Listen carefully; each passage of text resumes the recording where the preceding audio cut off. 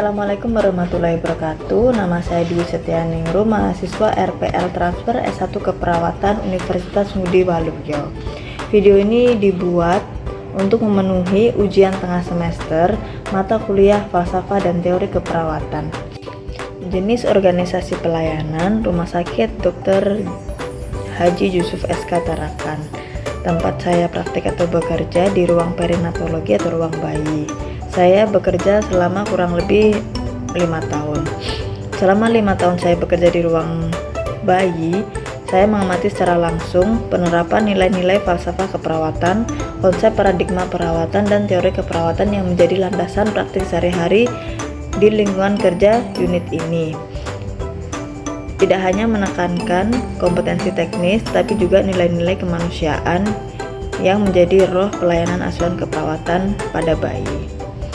Nilai falsafah yang pertama adalah nilai kemanusiaan. Nilai kemanusiaan merupakan inti dari praktek keperawatan.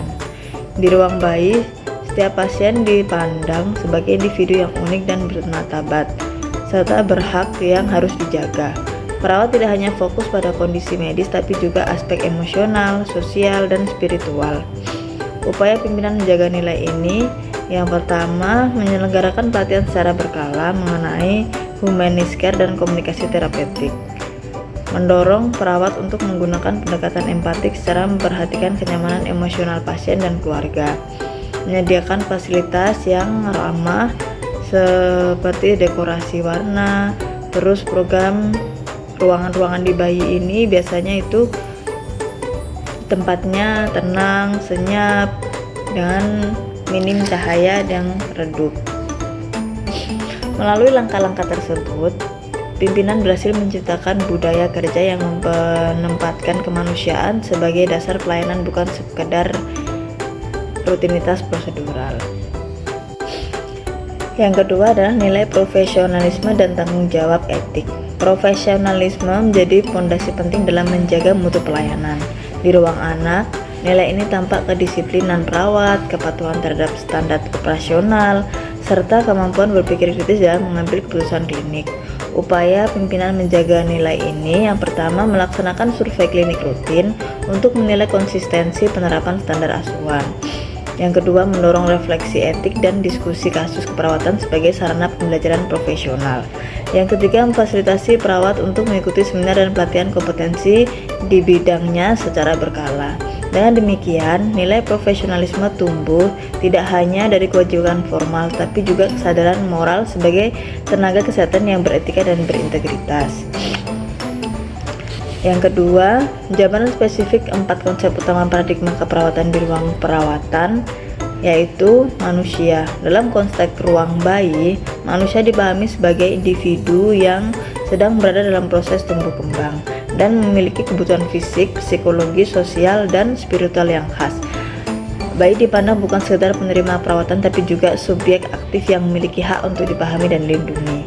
Yang kedua adalah lingkungan. Lingkungan ruang bayi dirancang agar menciptakan healing environment yang kondusif, warna dinding yang cerah, dekorasi edukatif, dan yang ketiga, kesehatan. Kesehatan dipandang sebagai kondisi seimbang antara proses fisik, mental, sosial, dan spiritual.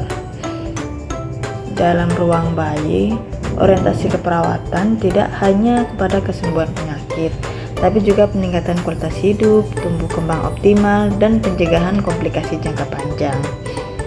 Yang keempat adalah keperawatan. Keperawatan merupakan tindakan holistik yang berfokus pada family center care. Perawat berperan sebagai pendidik, advokat, serta mitra keluarga dalam memberikan asuhan. Pendekatan ini memastikan bahwa keputusan klinik mempertimbangkan kebutuhan emosional dan sosial anak beserta keluarganya. Yang ketiga, teori keperawatan diterapkan di tempat praktik. A.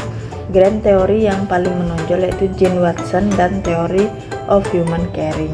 Teori Jean Watson menjadi dasar filosofi keperawatan di ruang bayi.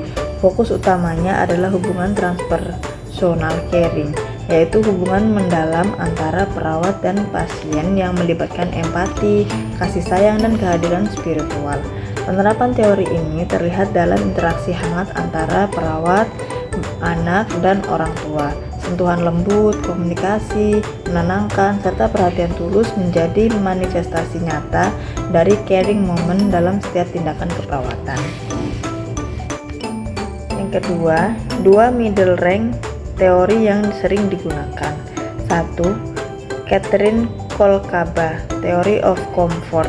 Teori ini diterapkan untuk meningkatkan kenyamanan pasien dari 3 aspek: fisik, pengendalian nyeri, posisi tubuh, psikospiritual, dukungan emosional, dan lingkungan, ruangan yang menyenangkan dan ramah pada bayi.